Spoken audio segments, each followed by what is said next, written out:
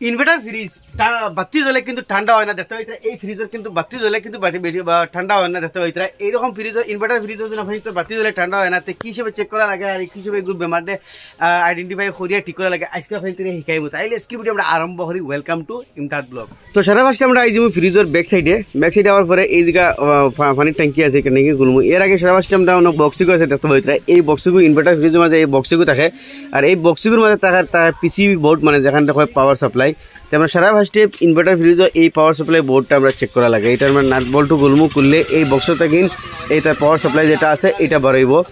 তো দেখো এটা পাওয়ার সাপ্লাইটা বাড়াইছি। আমরা সারা ফার্স্টে এখন কারেন্টও লাগে সুইচ দিমু। সুইচ দিলে অন্য মাঝে একটা বাতি জ্বলে, সুইচ দিতেও বাতি একটা আইও যায় গিয়া। আমরা চেক করবো ফেলে বাতিটা আয়নি। বাতিটা আইলে তো আমরা বুঝবো যে পিসি বোর্ড ঠিক আছে, আর বাতিটা না আইলে তো পিসি বোর্ডের প্রবলেম। তো আমরা সুইচ এখন দিলাম। দেখো যে কোনো এটার মাঝে কোনো ধরনের বাতি এটার মাঝে আইছে না, অন্য বাতি আইতে লাগে কিন্তু কোনো ধরনের বাতি এটার মাঝে আর না। আমি কয়েকবার সুইচ অন অফ করে দেখলাম এটার মাঝে বাতি আর না। এখন আমরা আমার কাছে আছে সেম পিসি বোর্ড, যত এটা এলজি কোম্পানির সেম টু সেম, মানে যে কোম্পানির বোর্ড আমরা ফ্রিজ হয় ও কোম্পানির বোর্ড লাগাইনি লাগে। এখন এই বোর্ডটা এখান থেকে খুলিয়া নয়া বোর্ড আছে, এই নয়া বোর্ডটা লাগাই চেক করবো যে এই নয়া বোর্ডে কম্প্রেসার চলে না। তো সারা ফার্স্টে একটা করে পিন আমরা খুলিমু। সারা ফার্স্টে আমরা এগু পিন খুলিয়ে ওগুর মাঝে লাগাইমু। এর বাদে 2 নম্বর পিন যেটা আছে ওগু খুলবো, খুলিয়া সেম হগুর জায়গাত ওগুনো লাগাইমু। তো ওই হিসাবে আমরা লাগাইতে লাগে পিন যাতে উল্টা পাল্টা হয় না। ইনো 2টা পিন আছে উল্টা পাল্টা হয়ে যায়, গতিকে এগু খুলিয়ে এগু ওই হিসাবে লাগাই চেক করা লাগে। তো যারা আমার এক্সপার্ট আছেন এরা অটোমেটিক জানি লাইন। তো এটা আমি সেম আবার এইটা পিনও লাগাইমু, আর দেখো পিন ওগুলো উঠলো ওগু পিনও লাগাই দিমু। সব জায়গায় জায়গায় খাবার 2টা পিন লাগাই দিলাম। টোটাল পিন আছে 3টা পিন আমরা লাগাই দিলাম। এখন এটার মাঝে আমরা সুইচ দিমু, দিয়ে দেখবো চাইন এটার মধ্যে লাইট আইনি। যদি লাইট আয় তাইলে আমরা কানেকশন ঠিক আছে, আর পিসি বোর্ড খারাপ। তখন আমি সুইচ দিমু। তো যত এটা সুইচ দিত এখানে মাঝে লাইট আই গেছে, তার মানে এটা আমরা পিসি বোর্ডটা খারাপ আছে। আমরা কানেকশন বগেরা সব কিছু ঠিকই আছে।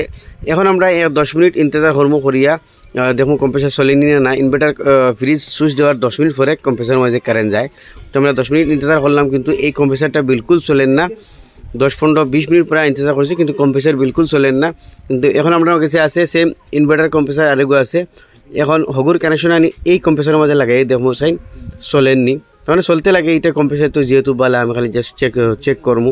যেহেতু প্রায় সময় কম্প্রেসার খারাপ হইলেও পিসি বোর্ড খারাপ হয়, পিসি বোর্ড খারাপ হওয়ার কারণেও কম্প্রেসার আপনার তোর খারাপ হয়। তো মানে দুইটা পুরো জোড়া খারাপ হয়ে যায়। তখন এটার মাঝে আমরা এই কানেকশনটা লাগাইয়া এটা চেক করবো কিন্তু এটা তো অলরেডি আমার ঠিকই আছে। আমরা কানেকশনটা এটার মাঝে লাগাই দিই। তো এটার মধ্যে কানেকশন লাগাই আমরা 8 মিনিট দম লইছি। দম লওয়ার পরে এখন এই কম্প্রেসারের মধ্যে কারেন্ট আইছে, দেখো পিসি বোর্ডও কারেন্ট আইছে, বাতি জ্বলে দেখতে হইতে। এখন এই কম্প্রেসার আমরা চালু হয়েছে। কম্প্রেসারের এদিকে আমরা প্রেশার পুরা আর মানে ডিসচার্জ লাইন আছে, এই ডিসচার্জ লাইন দিয়ে প্রেশার আইব, তখন হাওয়া আইব, তখন আমরা কম্প্রেসার ঠিকই আছে। এখন আমরা এই কম্প্রেসার ডে আর এই পিসি বোর্ডে এই ফ্রিজের মাঝে ইনস্টল করবো। তার মানে এই কম্প্রেসার আর এই পিসি বোর্ড কমপ্লিটলি ডেড দেওয়ার কারণে এই ফ্রিজটা মানে কমপ্লিটলি ডেড হয়ে গেছে। মানে পুরো তারা জোড়ারে চেঞ্জ করে দিব পিসি বোর্ডে কম্প্রেসার ডে। তো নয়া পিসি বোর্ড যেখানে আছে এটা আমি বক্সের মাঝে ইনস্টল করিলাই। আর এটার মাঝে গ্যাস যে ফুটান আছে এই ফুটানটা আমি পিন বাল্ব লাগাইছে। পিন বাল্ব খুলে দিলে এই যে ভিতরে যে গ্যাস আছে এই গ্যাস ফুটান রিলিজ হয়ে গেল। তো এইটা পিন বাল্ব খুলে দিলে তারা যে গ্যাস আছে গ্যাস সারা বাড়িয়ে দিয়ে গিয়ে। এর বাদে আমরা এই 2টা যেটা লাইন আছে সেকশন লাইন আর ডিসচার্জ লাইন এগুলো তোরে খাটিমু। এগুলি আমি হেসকু দিয়ে খাটিয়ে বাহরমু, আর এগুলি আমি ওয়েল্ডিং টর্চ দিয়ে মানে গরম করে বাহরমু। এটা আমি লাইন খাটিয়ে দিছি। এখন আমি এই যেটা ফিল্টার আছে ফিল্টার আউটারেও খাটিয়ে বাহাইলাম। ফিল্টারটাও আমরা চেঞ্জ করা জরুরি। যতবার ফ্রিজে গ্যাস ভরা লাগে এই ফিল্টারটা চেঞ্জ করা লাগে, কারণ যত কাচড়া বগেরা ময়ল যেটা আছে এই ফিল্টারের মধ্যে জমা হয়। আর বেশ ওভার ময়ল কাচড়া হওয়ার পরে গিয়া ফ্রিজের লাইন যাওয়া মনে হয়, তাহলে আমরা এই ফিল্টার চেঞ্জ করা বহুত জরুরি। এখন এই যেটা সেকশন লাইন আছে এটা রিটার্নে ঘুরিয়া যাওয়াতে হয়েছে, এটা আমি হিট দিয়ে এটা খুলেছি, হয়তো আগলা করে দিয়েছি। এখন এই কম্প্রেসারের তলে যেটা পিন আছে এই পিন চারিটা খুলে দিলে আমরা কম্প্রেসারটা তল থেকে বাড়িয়ে গেলে এখন এই কম্প্রেসারটা আমি লামাইমু। লামাই এইটার মধ্যে আমার কাছে যে ইনভার্টার কম্প্রেসার আছে এই কম্প্রেসারটা এইটার মধ্যে লাগাই দিব। লাগাই তারপর নয় ফিল্টার তাতে হয়তো লাগাইছি। ফিল্টার আগে একটা পাইপ লাগাইছি, কারণ এই সাইডে হইল গিয়ে জিআই পাইপ আর এগুলো হইল গিয়ে তামা। ফিল্টারের লগে জিআই পাইপটা জয়েন দেওয়া তোলা কঠিন হয়ে যায়, যার কারণে আমি এক্সট্রা পাইপের টুকরা লাগাইছি যাতে আমরা পাইপে জয়েন দিয়ে তোলা সুবিধা হয়। সেইটা আমরা কেপলাই জয়েন করবো। আইনের মাঝে আমি চার্জিং বাল্ব লাগাইছি কেপলাই দিয়ে আগে চার্জিং বাল্ব এটাও ব্রেজিং করবো। আর এটাও আমরা ডিসচার্জ লাইন যেটা এটাও ব্রেজিং করবো। এটাও লাগছে হাবলিন পাইপ লাগাই রাখছি আর একবার আগুন দিম আর হাবলিন জয়েন করে নিব। তো সারা ফার্স্টে আমরা এই কপার 5 আর জিআই 5 যেটা আছে এই দুটারে আমরা ব্রেজিং করবো, যেটা হয় ওয়েল্ডিং, গ্যাস ওয়েল্ডিং।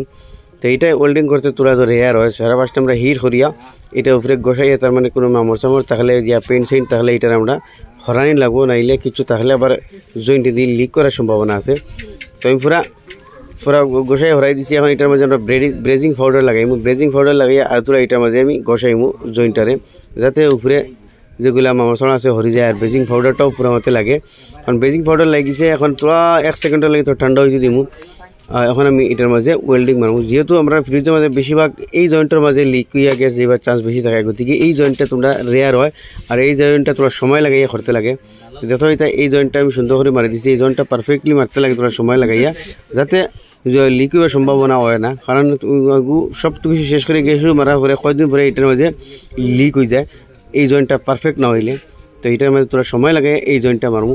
দেখো এটা আমি তোরা সময় লাগাই এই জয়েন্টটা মারছি, জয়েন্টটা পারফেক্ট হয়ে গেছে। এখন আমরা এই ফিল্টারটা জয়েন করবো। ফিল্টারের মাঝে কপার 5 লাগাইলে, আর ফিল্টারও কপার, এটা জয়েন করতে অত কিছু নাই, জাস্ট হিট করিয়া ওয়েল্ডিং রড লাগাইলেও আপনার তোরা এটা ব্রেজিং মানে ওয়েল্ডিংটা সুন্দর হয়ে যায়। তো এটা একদম ইজি হিসাবে ওয়েল্ডিং হয়ে গেছে। তো ওই হিসাবে আমি হাবলিন ফাইবারও করবো। আর এগুলো আছে আপনার চার্জিং লাইন, যেটা আমরা করছি।